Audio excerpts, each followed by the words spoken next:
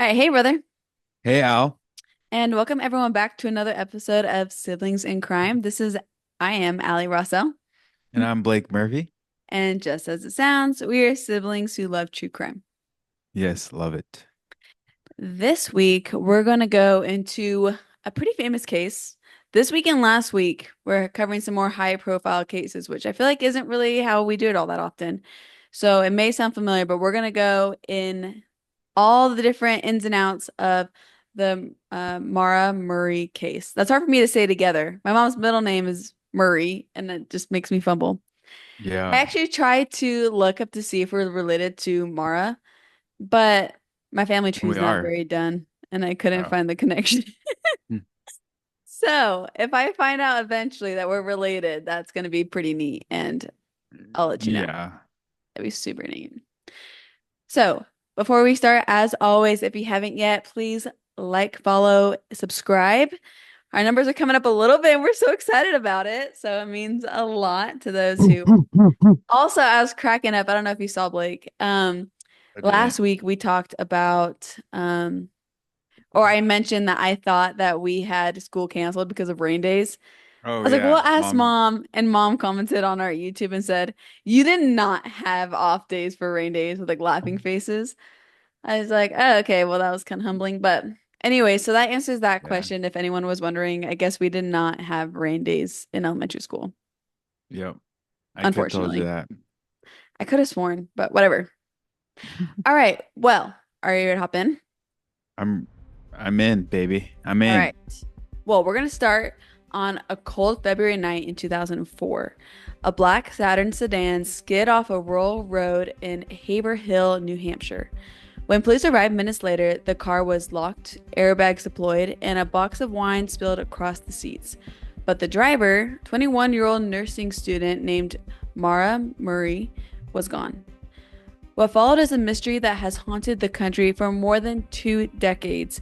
Conflicting statements, a murky police timeline, suspicious locals, and leads that lead to nothing but dead ends. Was Mara running from her life? Was she taken by someone that night? Or is the truth hidden in one of the many strange details? This week, like I said, we're piecing together the story of Maura Murray, a story that begins with a college student under pressure and ends on a dark road where she simply vanished. You ready? I'm ready. Let's roll.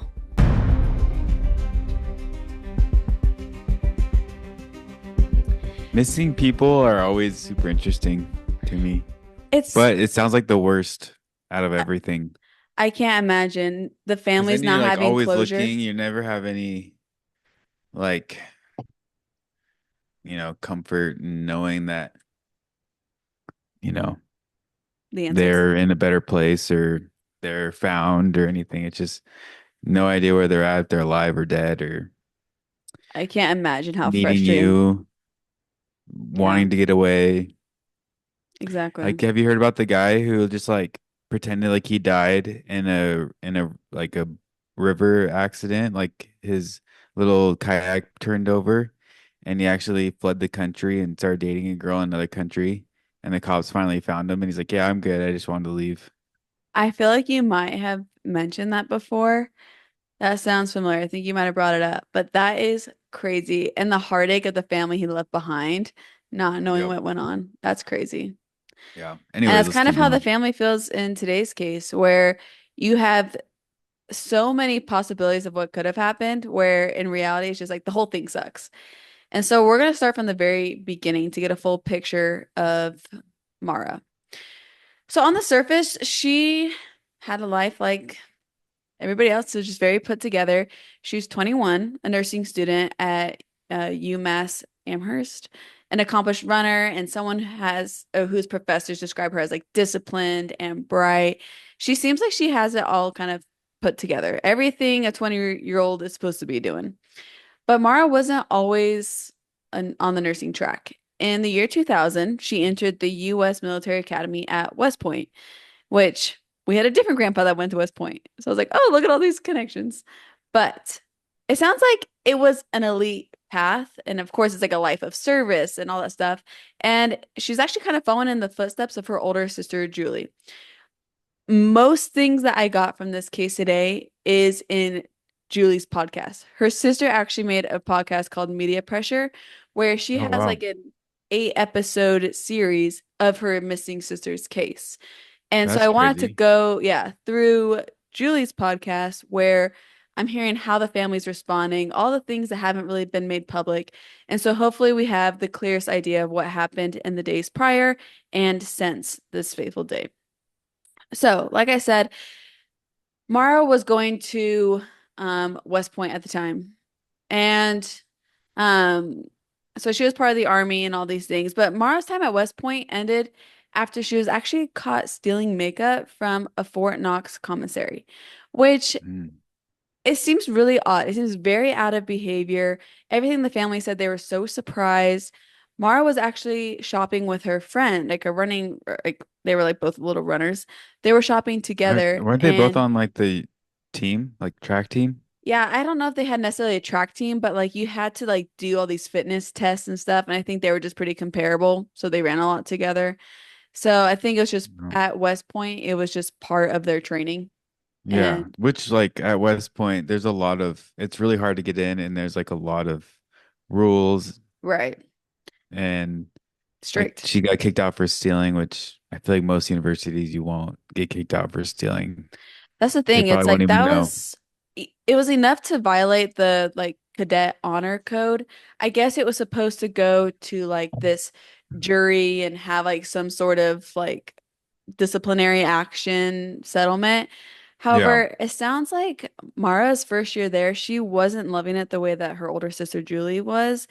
And Hmm. some of her family members think maybe it was kind of a cry for help. Like maybe she just wanted to get out of West Point, and she took this as an opportunity to leave. She was starting a new Yeah, career she's path. She like didn't want, yeah, she didn't want to be part of this I don't like want to quit, but I can subtly get kicked out. right. So maybe that is a factor why. So when she like stole this makeup, she was it's not like she left and they found her or whatever. She was like at the cashier and she was She's like, take a look confronted. at this. Yeah. And so she was confronted right away. And immediately she's like, yeah, sorry, I don't know why I did that. And her friend was like, wait, what? And so it seemed like it was just so out of character. And like her dad was saying, maybe it was a cry for help. And so, regardless of the reasoning, Mara left West Point, and that's when in 2001 she transferred over to UMass to study nursing instead. So now she's at the University of Massachusetts, and she's trying to find this new pathway for herself. From then on, she kind of kept a polished exterior, the hardworking student, the runner. Now she's like on the running team. Like now she's like a hardcore athlete. She's Okay, the cool. daughter that's making everyone proud. Like she's doing great. A little introverted is how her friends describe her, but she kind of seems like that quirky, like once you get her going, she's like pretty goofy and funny. And so she seems like she had a lot of personality that just took a little bit to expose. Mhm. So after some time, though, the cracks kind of began to show, and it seems like she's just under a lot of pressure because in November of 2003, she was caught using a stolen credit card number to order food deliveries, like in the middle of the night. So, what we know from Mara is that she was suffering from an eating disorder. She was bulimic. And I guess this is really common in women's college athletics. Like, it's like 1 in 4 college women athletes suffer with some sort of eating disability or some crazy high Yeah. number. It's probably just so much focus on their training and maintaining a certain Performance. weight to run a certain speed that they fall into that. But Yeah. I mean, I'm sure they want to do their um, best they can performance wise, but I'm sure it's just hyper fixating and obviously you have a very strict thing that you're supposed to be following, diet plan, fitness plan, whatever the reasoning. It seems as though, I mean, every college kid is kind of like a little broke, and it seems as though she was money using a wise, what? sorry, I didn't know if you meant like, Money wise? Yeah. yeah, Broke as in like doesn't have a lot of money. doesn't have any money. Yeah, and so it seems like in order to feed this eating disorder, she used another athlete's credit card number and was buying food in the middle of the night, which is so sad for everyone involved. It's just a confusing Yeah. situation. And so when the woman saw that her credit card was having all these like weird purchases, obviously she reported it and it came to light that it was Mara that was using the credit card. And when she was confronted, just like the makeup, she immediately confessed. She said, I don't know why I did that. And it's funny because hearing her sister Julie talk about it on the podcast, she was like, I don't know why she was making these decisions. Like it seems so out of character, but it's just some rash decisions. I don't know if she just felt like she was in a tight spot and so she's doing what she could. But regardless, it was just some interesting decision making leading up to her life as it started to kind of spiral a little bit. Mhm. The case would be dismissed of after 3 months. So like the case against her for the credit card stealing. And so it's like kind of like a 3 month probationary period. She had good behavior for 3 months, then it was fine, it was wiped. But it was kind of just like another weight on her shoulders of like this like legal actions hung over her. And so things seem to just be piling up on her at this point. Yeah. And then a call came. So on the night of February 5th, 2004, we just covered like 4 years. I hope you were catching all that. So Yep. it's Yep. just like been a I'm on slow it. process. Yeah. So now we're on the night of February 5th, 2004. She was working two jobs at the time. And one of her jobs, she was doing like late night, like security of some sort. And so Mm. she was on a late night shift at UMass, and Mara answered her cell phone, and it was her sister, Kathleen. I guess Kathleen The had one with the been in, podcast? sorry?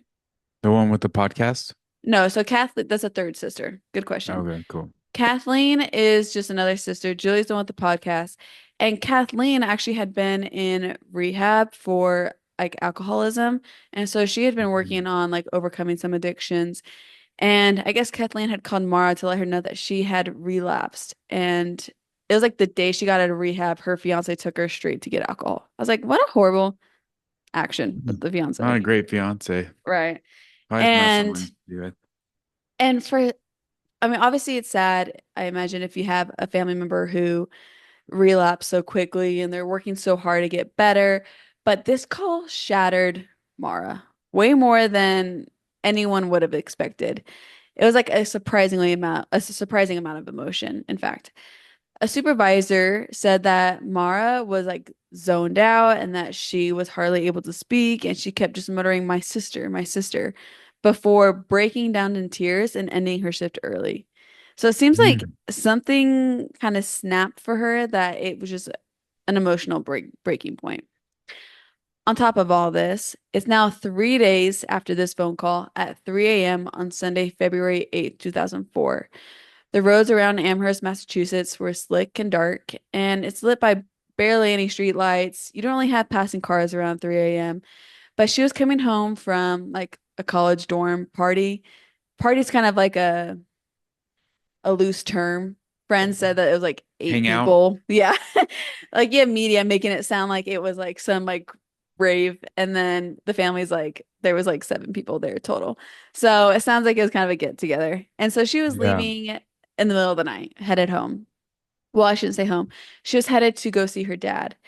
Behind the wheel of this brand new Toyota Corolla, like I said, is Maura Murray. The car isn't hers, it's her dad's, obviously. His name's Fred. He's in town actually because the car that Mara's using for college is like this old Saturn. It's like super classic where every college kid has like a broken down car. I guess it was basically undrivable. It was like not safe at Yeah. all. So was he like like trading her cars to help her fix it up or something So he at actually that came in time? town for the weekend. He was living and working in like Connecticut. He was in town to help her buy a car that weekend. So he brought Oh, cool. cash in order to like get a down payment going. So he Yeah. was in town. He was staying at like a motel down the street and she wanted to go out with her friends. So he told her to take his car, his brand new Toyota, so that she didn't have to drive this crappy car. So Yeah. that's like the scene that we're in right now. So she's driving now to go back to meet up with her dad, probably to return the car, I'd imagine. But on Route 9, something goes wrong. The car veers, tires screech, and metal smashes into the guardrail. The airbags explode with a deafening pop, and in the dead of night, the Corolla lurches to a stop. Its front end crushed, smoke hissing into the air. Police arrive on the scene, and the damage is pretty severe, actually. It's like the car has to be totaled. It's costing up to above $10,000 worth of damage at that time, so 2004. So just over $16,000 now. So it's pretty pricey. Yeah, I've heard that if the airbags go out, then they'll probably total it. I'm sure that's like It happened when I crashed a just because the Toyota. airbags went off, you had to get it totaled. Mm, I wonder if I don't that's know. a That's what they said. determining factor. Yeah, They said that's a big factor of it, but I'm sure. But Mara looks shaken, of course. She's got in a car accident. Her hands are trembling, and she explains like what happened, how she slid off the road. And the officers actually don't conduct a field sobriety test. They don't do a breathalyzer on her. They don't issue an IUD or IUD. Hilarious. A DUI. Here, dump baby. No, a DUI. And on paper, it's just like a single car accident. They said that she slid off on the gravel and hit the guardrail. But that decision kind of leaves some questions because hours earlier she was at the so-called party. And so people are wondering if maybe she did have something to drink or if really she was just tired and missed her turn. Either way, what if there was like an animal or something? I feel I like mean, that's the only reason you'd really swerve unless you fell asleep. right. I mean, she didn't say there was an animal. So I would have. just like, make it up. Yeah. Yeah. So I guess she wasn't thinking about her excuses. And Mm. she just got charged, or not charged, but she just got written up on the report that it was just a single car accident. I wonder if she got unable to control vehicle to avoid a crash. I've gotten that twice, I think. Oh my gosh, how many accidents have you been in? Just kidding. Like three. I don't think I But haven't. I've been in my car when a different car hit me, and that's the only time. And it was like yeah. stupid.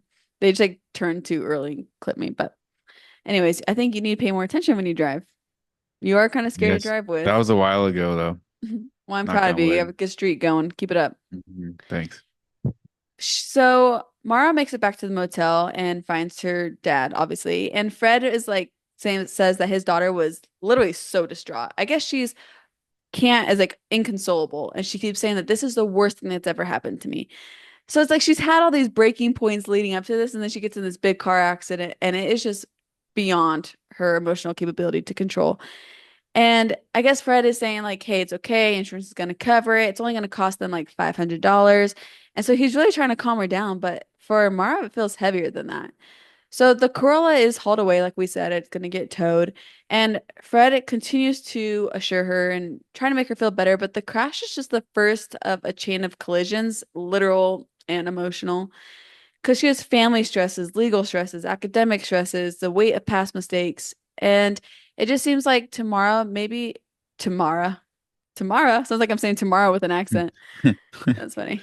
To Tamara, it seems like maybe her inner world seems to be spiraling a little bit. And family says that she is not one to share her personal um, issues and mistakes. She's not one to overshare.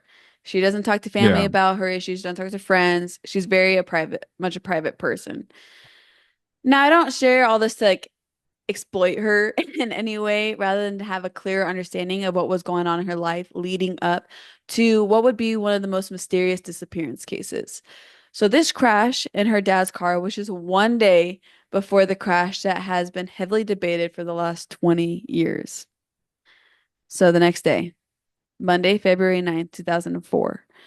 The sun comes up over Amherst, Massachusetts, and while students file into classrooms and labs, Maura Murray begins moving through her day with like seemingly a different unknown intent.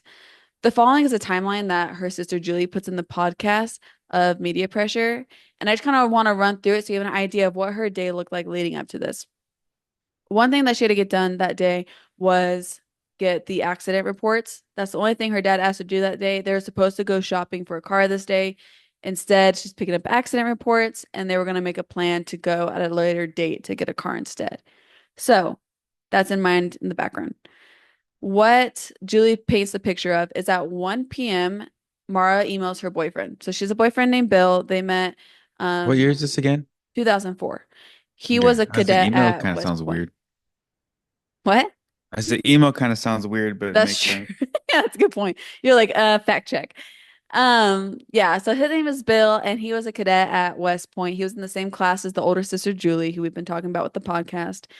Anyways, so Mara emails her boyfriend and she says something along the lines of, Love you more. I don't feel like talking right now. Promise I'll call you later today, though. So it sounds like they're texting over email. Kind of Yeah. interesting, you're right. It sounds casual, it sounds normal, whatever. But it's kind of like the first breadcrumb of the day that maybe she wasn't in the best place mentally, which makes sense. She just got in a car accident the day before and has had a lot of emotional turmoil as well. Minutes later, she pulls up MapQuest searches. And I actually asked you about MapQuest yesterday, if you remember those. I feel Yeah. like Dad used to like be in a panic telling us to print MapQuest. He's like, "We're late for your soccer game." Like, I remember being so stressed, and then the printer wouldn't work, and he's like hitting it. He was like the nicest dad ever, but like when it came to a schedule, he was pretty intense. But it sounds like Mara was looking up routes north into Vermont and the White Mountains of New Hampshire. Just after 1 o'clock, she actually called a condo association in Bartlett, New Hampshire. It's a place, I guess, that the Murray family would actually have stayed before. They're pretty familiar with it, but it doesn't look like Mara ever booked anything in that condo. And then at 1:13 p.m., she makes a short call to a fellow nursing friend, which that nurse friend goes on to be like, I don't remember anything about the phone call. It was so uneventful. So that kind of led to nothing. It's 1:24 p.m. Or now she's on sketchy. I don't think she's sketchy. I think she was like Yeah. just so random. I'm sure it was like, hey, I'm not going to school today. She's like, okay. But we don't know anything about this nursing friend. At 1:24, another email goes out, and this time to her professors. She claims that there had been a death in the family and that she was going to be out for the rest of the week. Mm. And there was no death in the family. I feel like that's like the most classic college excuse ever. Like your Hmm. grandma died, you know? And so it's kind of a weird setup scene that she told this lie and she said she'd be gone the whole week. It's like planning Right. to So disappear. so she knows she's not gonna be going. She's looking for an excuse not to be available for the rest of the week. Then it comes 2:05 p.m. She dials a Vermont hotel reservation line and the call lasts nearly 5 minutes, but again, she didn't book anything at this hotel. So it looks like she's looking for places up north. Called a condo, she called a hotel, not booking anything though. At 2:18 p.m., she's been kind of playing phone tag with her boyfriend Bill at this point, and she leaves a voice message to her boyfriend and says, "We'll talk later." And that's that. But by mid-afternoon, Mara is finishing her preparations. She gathers clothes, toiletries, nursing textbooks, prescription medications, her birth control pills, and even a stuffed animal from her bed. She prints out MapQuest directions and scribbles down a Bartlett condo address. So, looks like she's planning for a week getaway.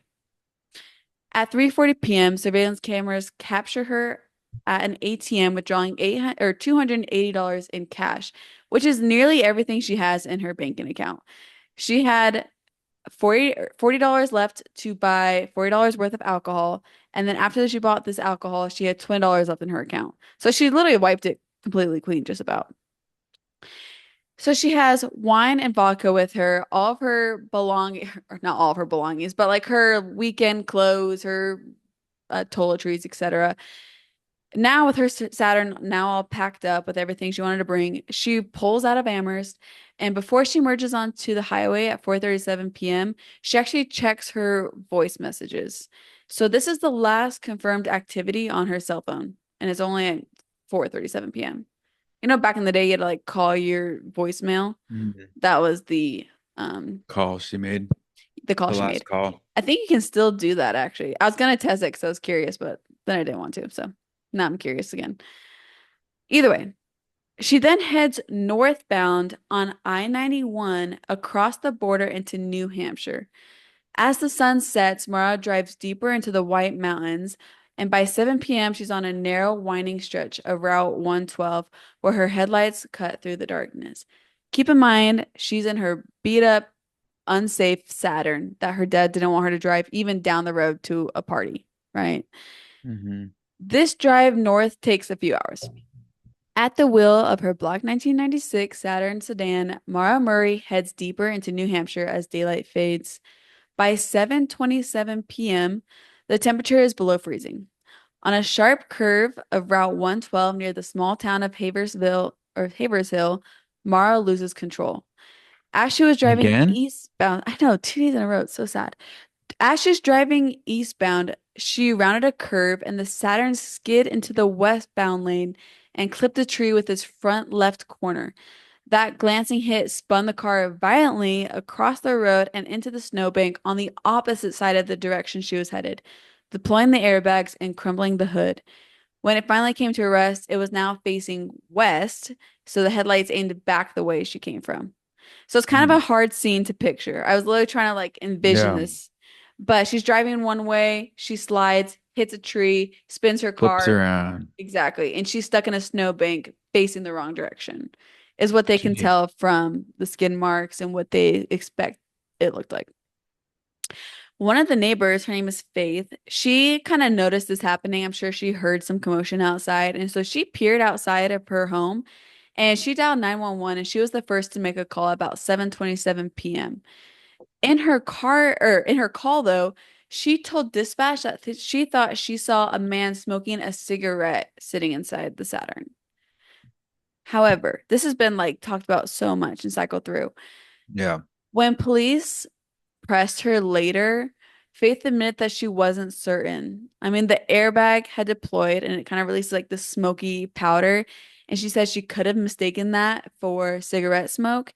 And she thought she saw like a light, a small like red glow, but they're thinking it could be anything in this car that caused a red light. It didn't have to be like a cigarette.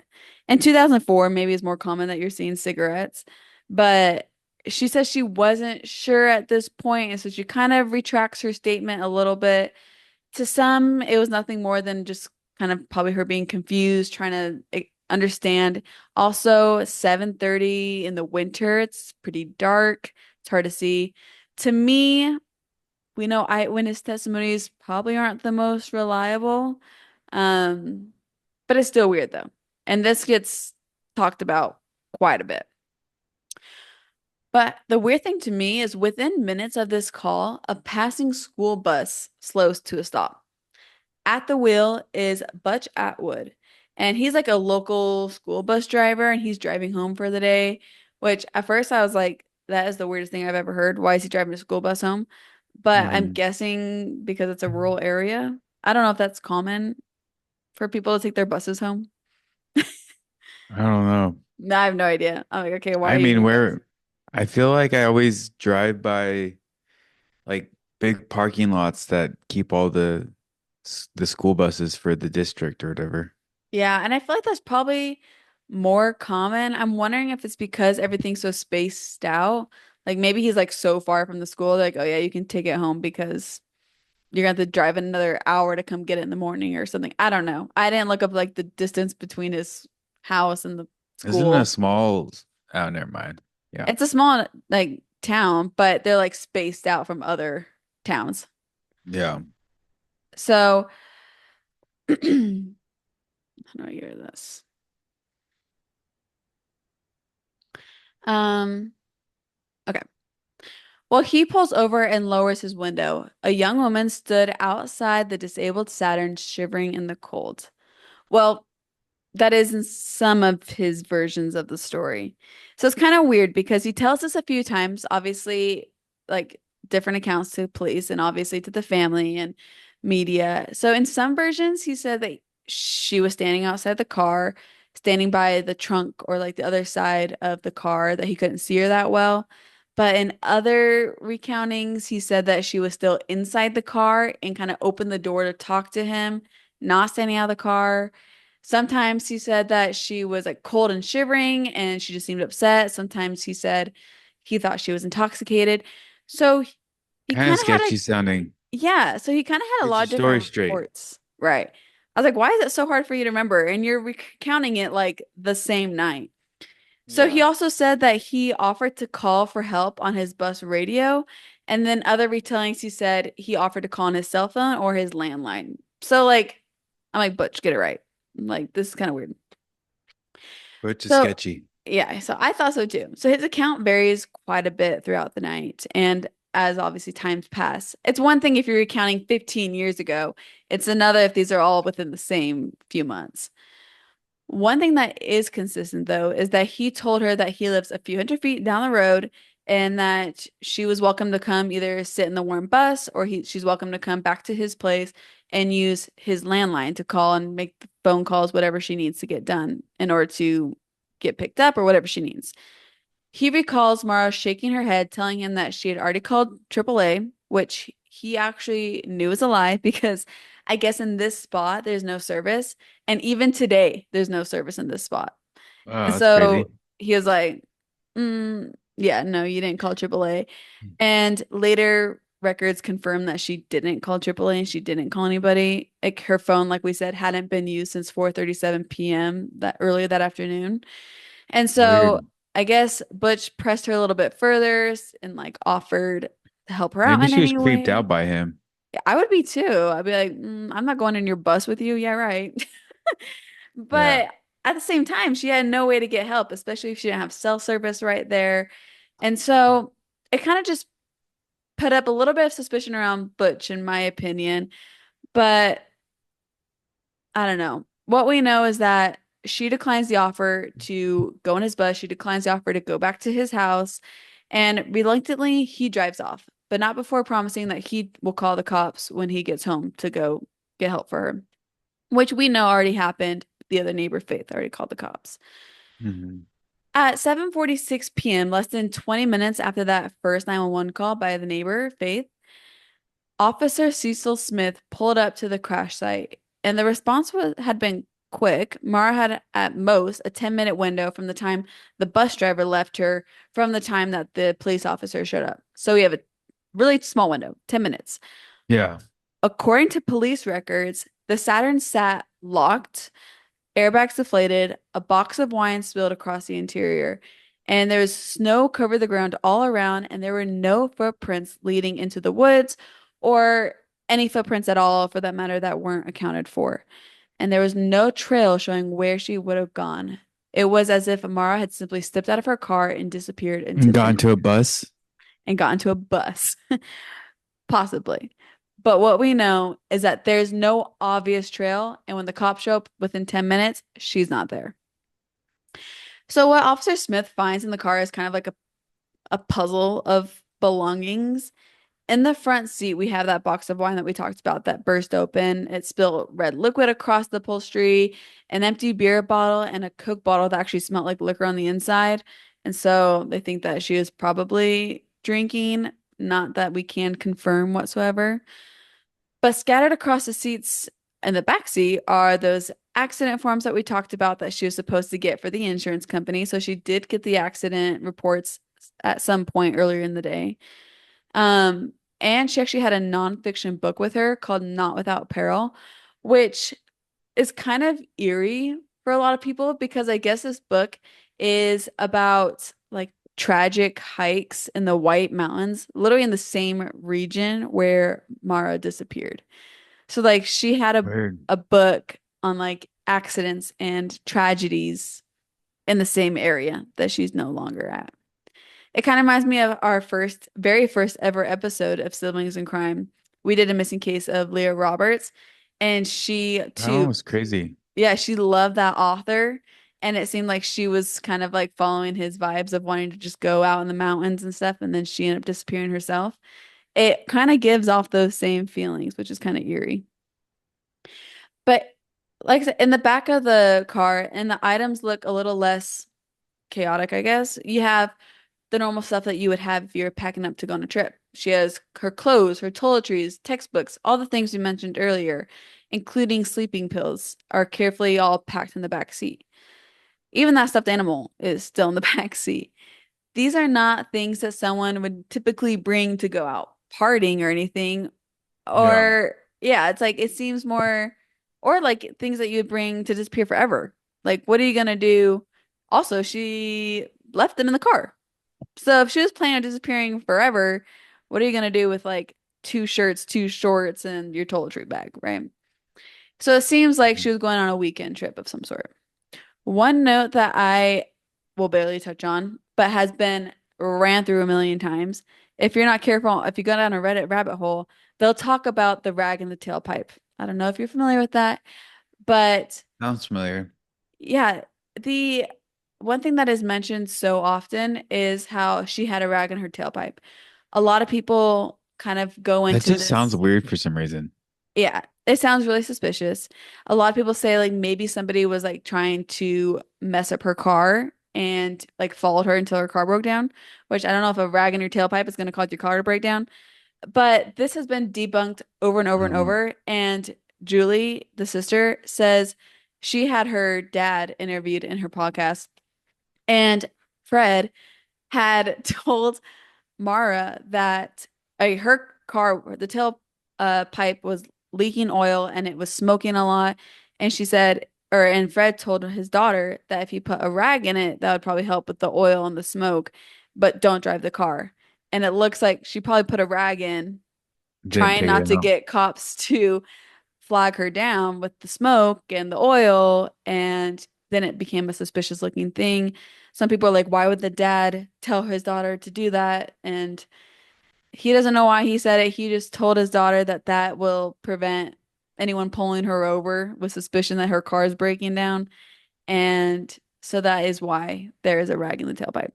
So I don't want to like hammer that in too much, just because hearing it from Fred himself on that podcast, he makes it sound very obvious like there was no ill intention there. So Yeah. but the thing that is weird to me that I would like to focus on more is the items that were missing, which is weird. Her debit card and credit cards were gone. Her cell phone was gone, and potentially her backpack. And she So, was gone. and well, yeah, and the biggest part, yeah, exactly. And she herself was gone.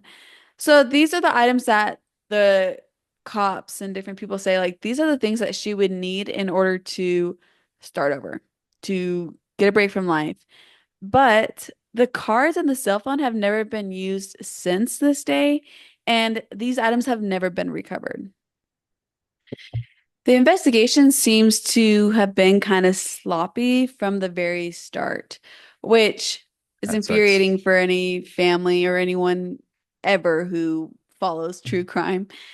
But you would assume that their immediate assumption would be to, or their immediate protocol would be to contact the family, right?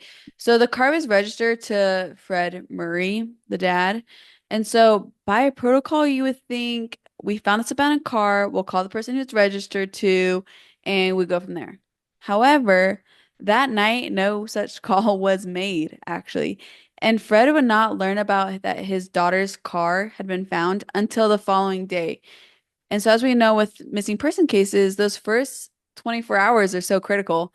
And they Yeah. lost those 24 hours without even realizing it, which is so sad. That's crazy. One of the justifications the cops give is that they thought that it was Mara, the driver, because they talked to some of the neighbors and knew it was a girl and said that she was a college kid that probably ran away. And that is so crazy to me for many reasons. So let me go into some of the context, I guess, why that's so crazy. So, like I said, the police briefly talked to the neighbors. There wasn't like a big search. There wasn't like, let's go and talk to every single neighbor and do like a whole sweep. They talked to the two people that called dispatch. We have Faith, who they talked to first, who is the one that kind of retracted her statement saying she's not sure if she saw a man smoking a cigarette. And so they didn't really get much from Faith. I guess she wasn't really paying attention. When she saw the bus driver come up, her view was blocked from the car. The bus was in the way. And so she kind of was just like looking out the window, going back to whatever she was doing, looking out the window. And so it's not like she was actively watching to see what was going on. She wasn't nosy, as we say. Mm. Then they went and talked to Butch and the bus driver, obviously.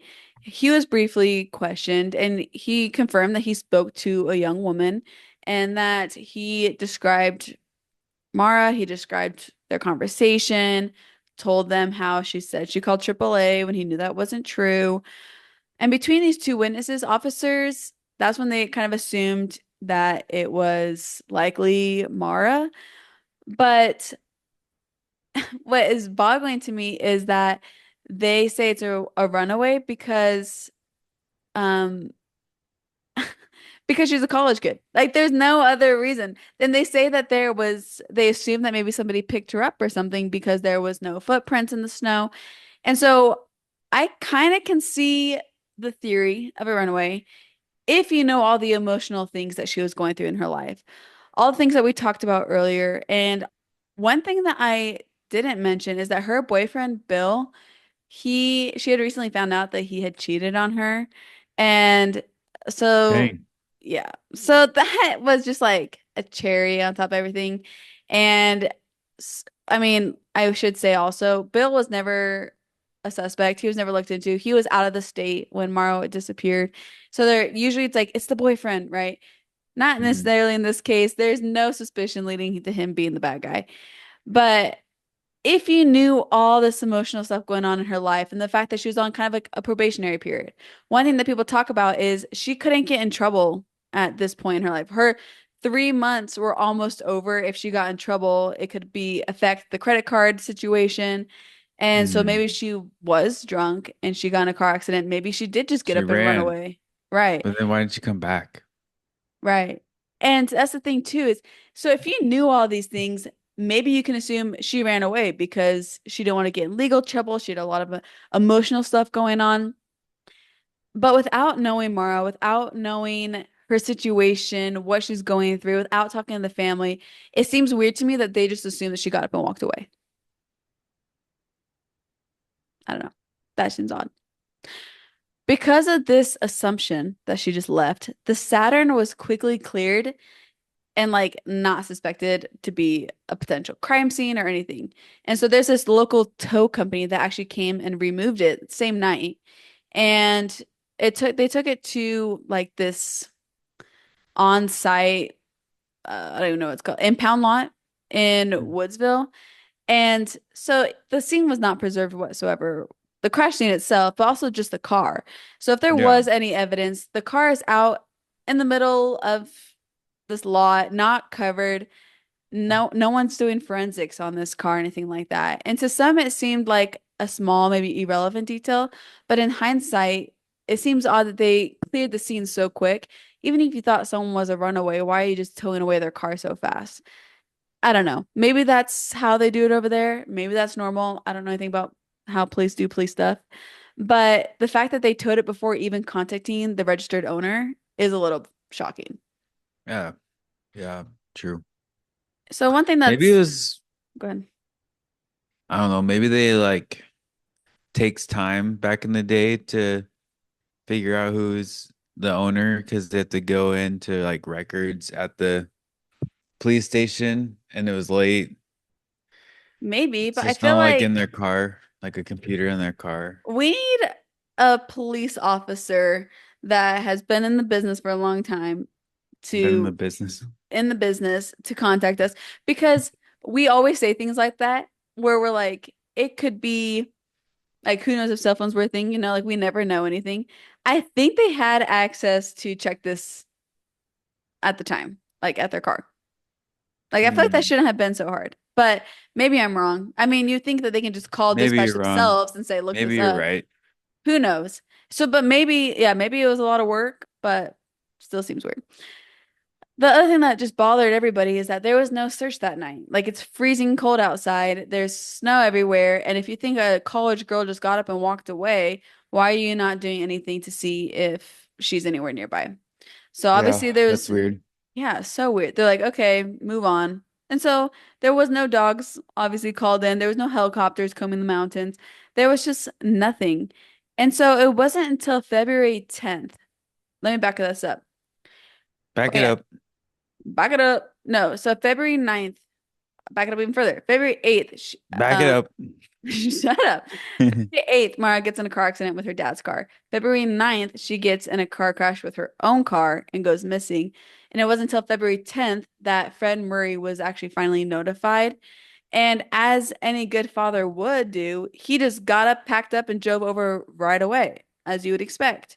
So he went over to Haverville and he was expecting to see emergency personnel. He was expecting to see searchers, crime scene tape, anything at where the expected car crash was. And when he gets there, he's the only person in the area. Obviously, there's neighbors, but no one's outside. And he realizes that he is like his own search party. He's like, where is everybody doing the groundwork to find my daughter who's missing? Which is Yeah. probably so heartbreaking as a father. You're like hoping that everybody's like boots on the ground, going to town, looking for your kid. And you realize not one person is looking in the last 24 hours, and you're the only one who thinks maybe I should check the surrounding forest. And so, with that, the family obviously begins sounding the alarm. He's calling all his family, they're calling their friends, their family, and everyone's calling the police saying, get to work and get searching for this missing college kid. Even then, police are like, she's probably a runaway or like maybe gone on a little break to cool off, which, if that's the case, then great.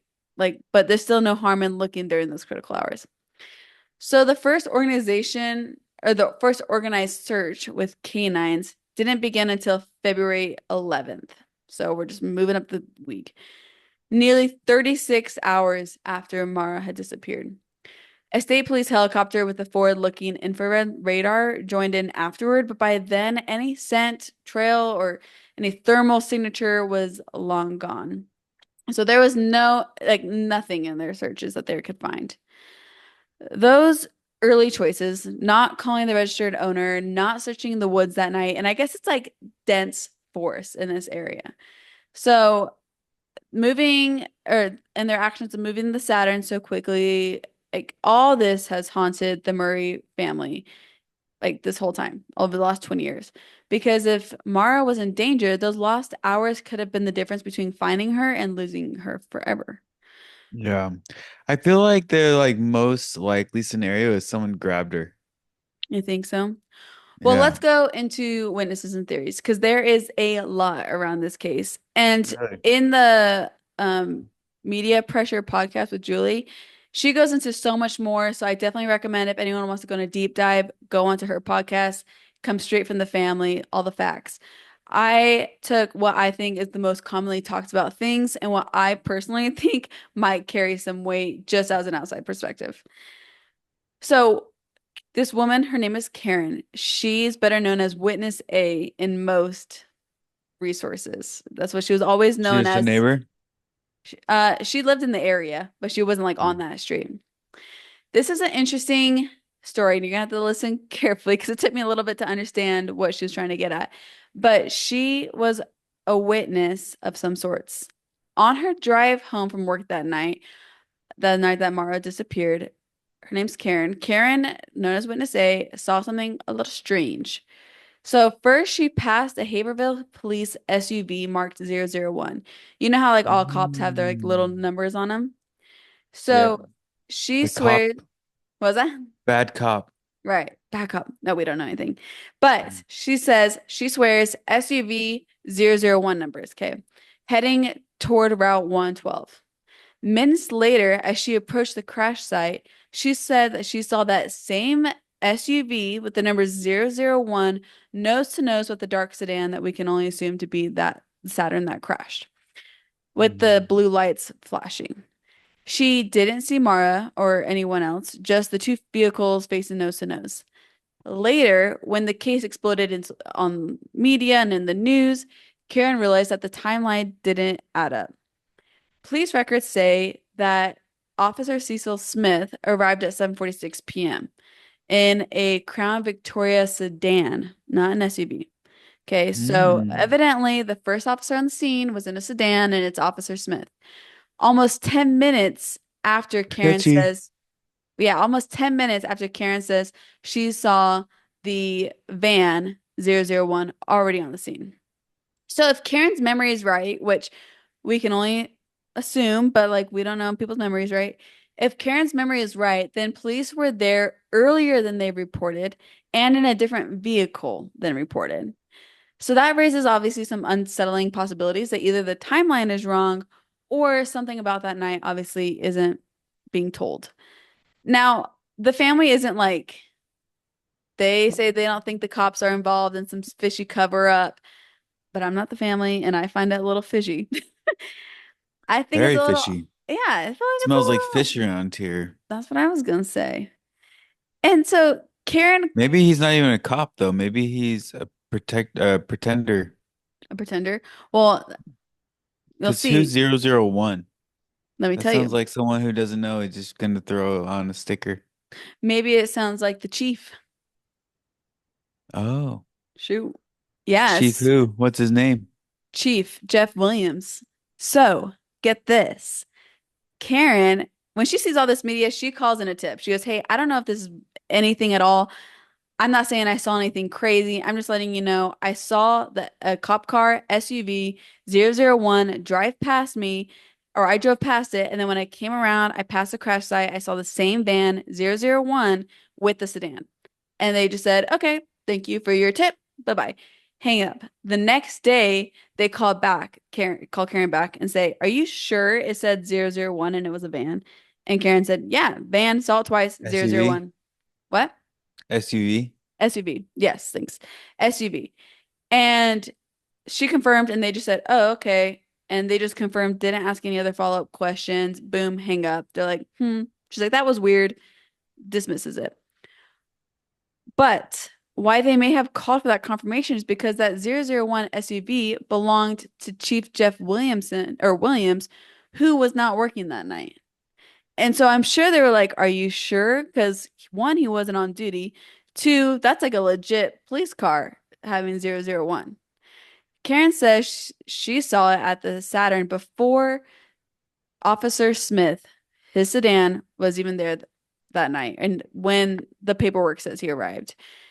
So Smith says he only showed up later in the sedan, and that gap and the fact that Smith was actually tied up with another call from earlier, like he couldn't have been there any earlier, is why this part of the timeline still feels murky and suspicious.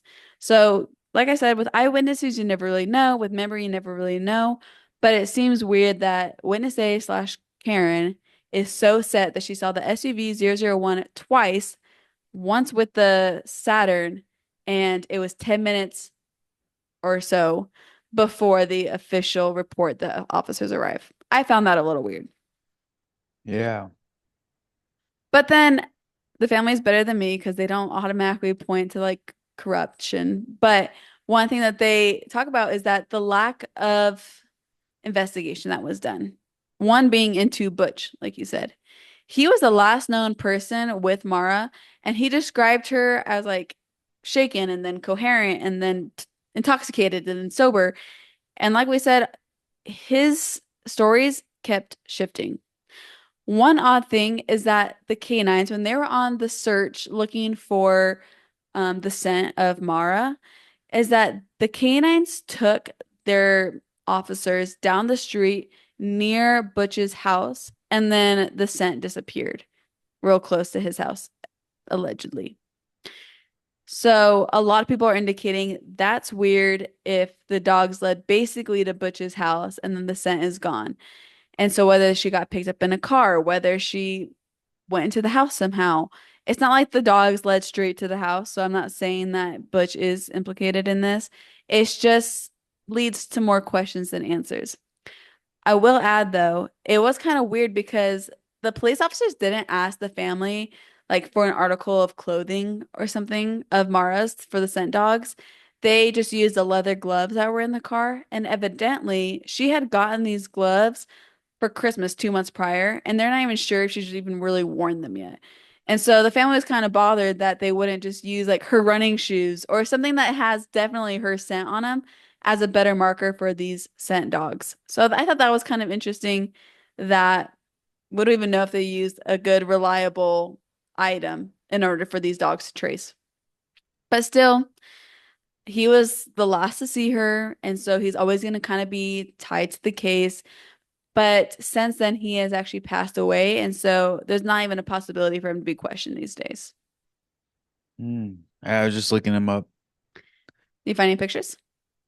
Yeah, but I found an obituary, Oh yeah. so it makes sense. Yeah, and so I'm not saying he did or didn't. I don't want to drag his name through the dirt, but it does just make you question.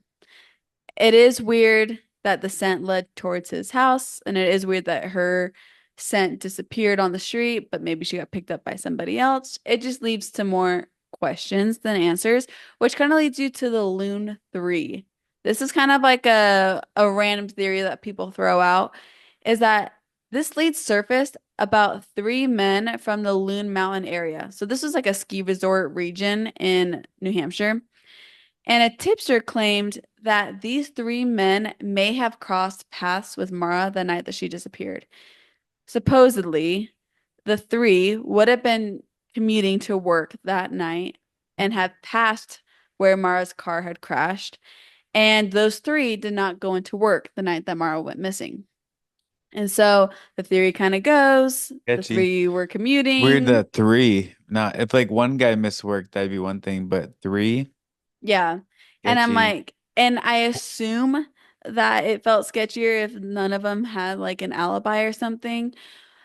There's not much about these guys. A local and retired police officer, his name's John Smith. He worked in a different department.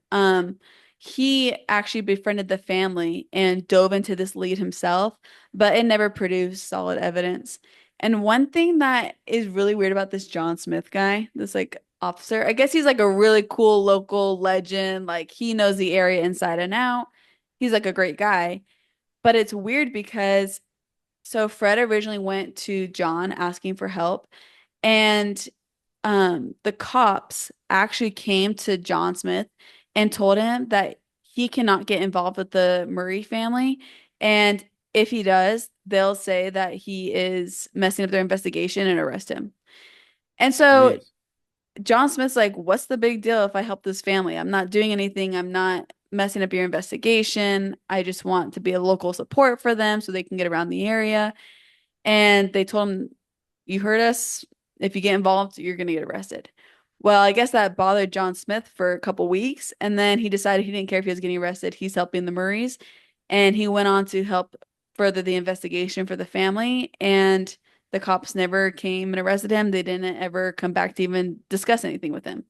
So it's kind of weird that it almost seemed like they came to come threaten him when he offered to help the family, but nothing came of it. Just kind of a weird thought. Yeah, I know the family's not suspicious of the cops, but I am. I am. Yeah, it seems just too many weird things coming up. I've heard too many stories like the boys on the tracks Ah, to not be yes. suspicious of cops and people like that. I want to do on the boys on the tracks so bad, but there's so much. That's definitely going to be I a know. two-part. That's Like like a that's three-parter. yeah, there's You can even so add in much. like American made guys into that thing. You can add yeah, you can add the whole Democratic Party if you wanted to. There's a lot to it. I meant like the whole like Tom Cruise movie, how they're Mm. dropping like took over that whole airport in Arkansas Well, that's to move literally like drugs. almost exactly what happened. Yeah. Mm. So much going on with that. One of these days we'll make it there. Yeah. But in the meantime, for this case, this is one of the more odd stories to me. Obviously, Butch looks like a weird kind of suspect, maybe, what potentially. The cops are kind of fishy. But something that really stands out to me is this Claude guy. I haven't heard about him too much until I listened to Julie's podcast. So, just about a mile from where Mara's Saturn crash sat an old A-frame house, and it was kind of tucked into the woods a little bit.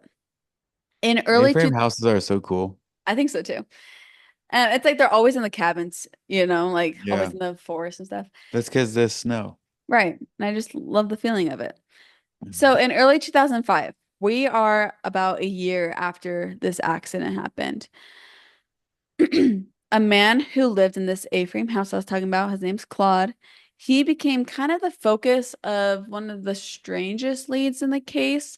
I I don't want to say like leads because it's not like really the investigation leads, but for the family. It started when Claude's own brother, which I always find that weird too, Claude's own brother called Mara's father, Fred, and handed over a rusted knife. He claimed that Claude might have been involved in his daughter's disappearance. So Fred Weird. drove, yeah, he takes that knife and he drives straight to the police station. He goes, "Here's this knife. This guy came to me, said he thinks his brother's involved. Will you test this?" And they will not. Okay, weird. So he mailed it to them, which I don't know if they didn't accept it because it wasn't the proper protocol, the way he handled it, or what.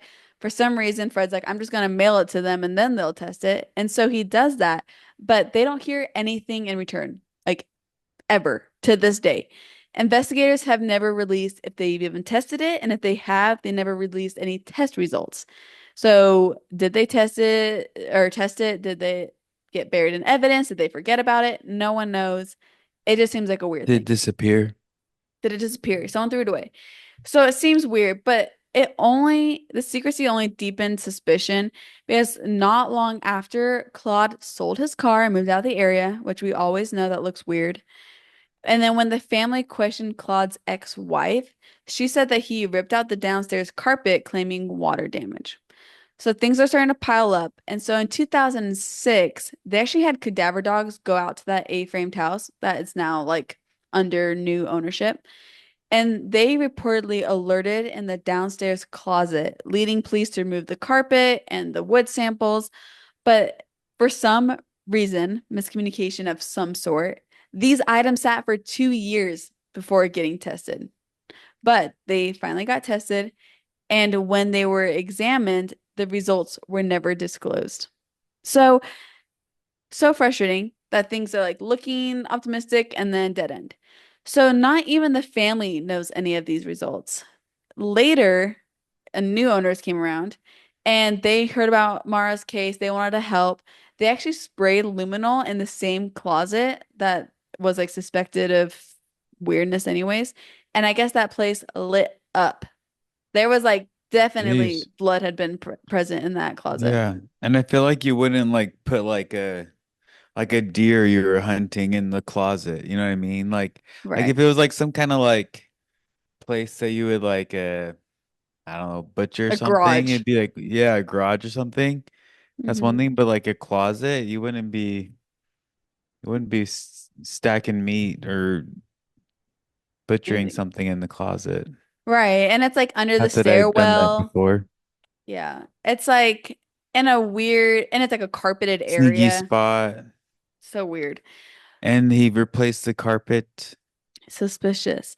And so on top of this, to like add to what you're saying, the Murray family managed to obtain wood samples themselves, like from underneath. Testing, they're able to get this tested, and it was confirmed that there was both male and female blood, and that the samples were human. Whoa. Right. Why But, male? That's crazy. well, Maybe this people guy's test a serial themselves. killer. Maybe he Oh, like grabs people ugh, I hate that thought. allegedly. Yeah, allegedly. Well, that's one thing too, is like the family's like maybe at the time of visual keys was like a big thing, so people were talking about serial killers, but nothing ever led them to anyone specifically. And so when they went to try and get this DNA tested to get even more information off of like this male and female blood DNA, it was too degraded, so they couldn't like get any like identifying DNA samples from it, which is so frustrating. I feel so sad for the family. So the implication is obviously horrid. Like he traces that there was probably violence in this closet or like somewhere in the house, but no one could prove whose blood it was, if it was related whatsoever, or if it's a whole completely separate bad situation. So Fred and Julie Murray are so brave. Okay. They decide they're going to confront Claude directly themselves. So they just go up, knock on his new residence. I'm like, I would be peeing my pants if I thought this guy murdered my sibling. He Hmm. told them he was a trucker. You can, we know how truckers are. Sketching. He said that he was away on a trip at the time of Mara's disappearance. Yeah, he kind of fumbled some basic details. He said he didn't know when Mara disappeared or what time. And so they're like, how can you say you're on a trip if you didn't even know when she disappeared? So that was kind of weird. And then he brushed off questions about the blood in the closet and said that he never even heard about it. He acted surprised that there was blood in his old house closet. So he kind of like ignored all their probing, made it through the questions. But years later, Claude's own niece came forward and said that she remembered a violent argument between her own father and Claude, so brothers. And she also recalled that her dad never allowed her be alone with her uncle. And so, whether he was involved or not in Mara's disappearance, we don't know. But overall, it sounds like he probably isn't the friendliest man and the best guy to hang around. And that's actually how the family even got Claude's name is this is like kind of the neighborhood town jerk. Creep. Yeah, they're like, this is the guy to look at. They had no evidence against him originally. And they're like, just look at this guy. And this is what they found. And so, to many in the community, the A-frame house remains one of the most kind of haunting leads. I guess it got them like the furthest as far as investigation. They were able to go down a little bit of a path. But even with like his place being a mile from the crash and there was blood found in his house and the story shifted and the suspicion was lingering, yet officially Claude was never tied to the case. Every time the Murray family would go to the police with a new angle to look at, they would get the same response. They would always say, "We looked into that." And Julie says it's so frustrating because they would always say, "We looked into that," and they would never get a follow-up. And this is the result. And it led to this. And it was just, we looked into it. That's all. I would go crazy. I'll say there was a few supposed sightings. Probably one of the most strong sighting, I guess you can say, was 100 miles south from where the car was found. A woman reported seeing a young woman fitting the description of Mara, mouthing the words, "Help me." And she was with an old man with white hair. They left before they could get the two left before the woman could get a plate number, before she could get anything. And she later saw Mara on the news and she was like, that is 100% this girl. So she called in the Whoa. tip and she was like so sure. She's like, no, I know it. I'm almost positive, but they can't positively identify. And so it hasn't been confirmed. So this is like the strongest sighting, yet still not confirmed. And as we've talked about through the whole thing, everything is based on eyewitnesses and how accurate that can be, not super. So it kind of gives the family hope for like 2 seconds just for it to disappear. One theory it that is painfully simple, and one that is not believed by the family though, is that Mara planned her own disappearance. On the day she vanished, she had emailed her professors claiming that there had been a death in the family, which we knew was a lie, right? So she can get out of school. She withdrew nearly all the cash she had. She bought alcohol, packed her But the thing, it clothes, wasn't that much. It's not her, like she had like $50,000 in her account. She had like 200. right. But So it's if, like not that much to yeah. deal with. So But if you're makes disappearing, like you're going to take all you have yeah. if you need to start a new life. So, I mean, hope she's maybe thinking hopefully it'll get her as far as she needs to get. But she brought like all her like some of her clothes, her pills, all that stuff. She looked at reservations for condos and hotels, and to some that points to someone preparing obviously to leave. And the family claims like, yeah, maybe for a weekend because she was stressed, not for a lifetime.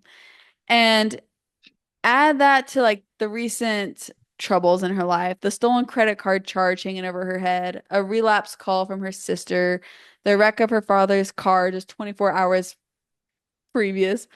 Like all this, like potential boyfriend problems, all this for a 21-year-old who seemed to be a little perfect on the outside. Maybe she was kind of spiraling on the inside. Julie mentions maybe she had a head injury from the car accident the day before. Maybe she got confused. Maybe she was like in a moment of panic. And so the options are like, there's like an infinity amount of things that could have happened, obviously. Supporters of this theory point to the items missing from the Saturn, though her wallet, credit cards, cell phone, possibly backpack, as proof that she left on her own terms. But to me, I'm like, those things have not been used. That does not give any credibility to that lead. Hmm. But like you said earlier, if she ran away, the question is like, to what or why leave behind family, friends, and a mom And who was, how? yeah, and how she left a There's no mom, footsteps. true, no footsteps, unless she arranged someone to pick her up. But like, what are the chances? She just got in a car crash. She didn't make any other calls. It's not like she could have planned to get in a car accident right there and have somebody pick her up within 10 minutes. So the whole thing is suspicious. And on top of all this pain, her mom was dying of cancer at this same time. Oh wow. And so she would have no reason to want to get up and leave her mom that she had a relationship with. So, like you said, why stay gone for more than 20 years with not a single confirmed sighting or a single phone call or anything like that? So, the runaway theory explains how Mara could maybe have disappeared in a few minutes, but it doesn't explain why she never came back. So it's been more than 20 years since Maura Murray had vanished. There's been searches like through and through the woods. The family is regularly going to New Hampshire looking. The locals are awesome and helping. No bodies ever been recovered. No phone, no credit cards. Nothing has been found. No footprints on that same night. There's nothing to go off of, but the family is still obviously begging for answers. So what began as a regular car accident spiraled into one of the most baffling missing persons cases in America, honestly.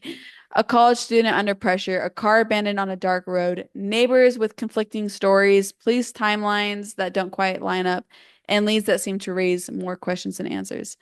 So, was Mara running away from her life? Did she fall victim to someone along Route 112? Or is there a different possibility? Is the SUV a factor for the police? I don't know. I don't know. I'm just giving you everything I have. What makes this case so haunting is that there has never been anything that had led to one further step. There's been a bunch of potential paths with no step further in either direction. For her family, they're never going to stop searching. And obviously, neither should we as citizens that know her story.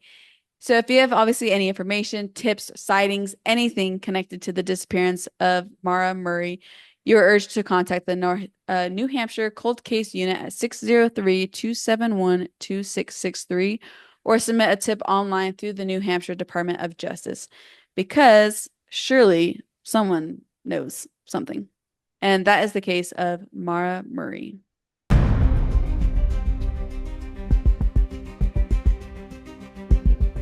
Wow. Hmm. I haven't heard a lot of that stuff. I know a lot of it was new to me too, and I've heard quite a few podcasts, I think, on Mara. It wasn't until I dove into her sister's podcast that a lot of things kind of fell into place for me. Hmm. But I don't know. In my opinion, the only answer is that she got picked up because if she ran off into the woods, somehow her tracks got covered, they would have found her. I'm convinced by now. And Yeah. so I pray for the family that they get answers soon because I can't think of anything worse than the unknown. Yeah. Agreed. Well, brother, you got some All right, true we have crime like news? three, yep, facts today. Oh, wow, it's been a Three while. minutes. Yeah.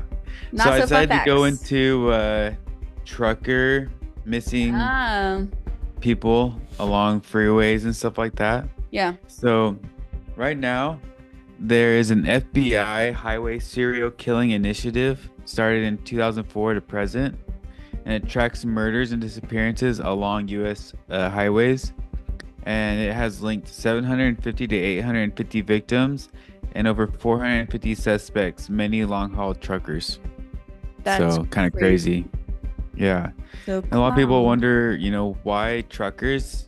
And it's because the mobility across states, isolated lifestyles, access to vulnerable populations, and fragmented law enforcement made patterns hard to detect. So, Creepy thought. you're never in the same spot. All the victims are scattered, so it makes it really hard. And then a couple of the notorious killers that they have caught. One of them is Robert Ben Rhodes. He's called the Truck Stop Killer, and he has suspected over 50 murders. And he had a torture chamber in his truck. That I is think I've heard of that freaky. guy. Yeah. Ew. The next one is Bruce Mendenhall, and he's convicted of killing multiple women, and evidence tied him to others as well. And he's called the Prosty Shooter. Probably killed prostitutes That's sad. or sex workers. um, Delimus Colvin. I don't know how to say that name. That's weird. But he confessed to killing at least seven people across multiple states. And then Robert Rembert Jr. convicted in 4 murders, suspected in more. So, like we talked about, many cases remain unsolved, over 200, and highway murders are hard to connect. So, stay away from the freeways if you're alone. Well, that's There are a lot creepy. of scary people. Those little rest stops and stuff. Nothing more Yeah. spooky. I know. Not very fun fact. Yeah. But thanks. That's crazy. 200 unsolved in the last couple years. Yeah, it's a insane amount. Well, thank you everyone for listening. We are glad you tuned in. We'll be back next week with another episode of Siblings in Crime. Adios.